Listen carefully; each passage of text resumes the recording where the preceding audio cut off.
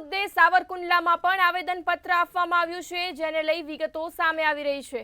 સાવરકુંડલામાં પણ હિન્દુ સમાજ દ્વારા આવેદનપત્ર આપવામાં આવ્યું છે।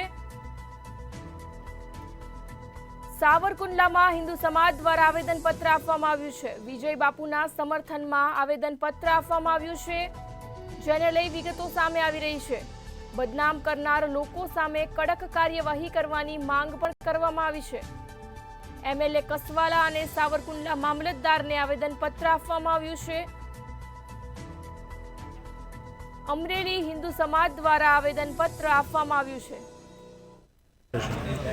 સાહેબ, વિશ્વ પ્રસિદ્ધ સત્તાધારની દેહાણ જગ્યા 18 આલમ જેને માનનારો સમાજ છે, આજે પરમ પૂજ્ય આપા ગીગાની જગ્યા અને પરમ પૂજ્ય વિજય બાપુને જે બદનામ કરનાર લોકો છે, જે ખુલ્લા સાંઢની જેમ ફરી રહ્યા છે, એના વિરોધમાં અમે આજે સાવરકુંડલાની દરેક જ્ઞાતિના સમાજના પ્રમુખશ્રીઓ, ટ્રસ્ટીઓ, તેમના કાર્યકર્તાઓ સાથે આજે બહોળી સંખ્યામાં રેલી દ્વારા માન્ય ધારાસભ્યશ્રી તથા માન્ય નાયબ કલેક્ટરશ્રીને આવેદનપત્ર આપેલું છે।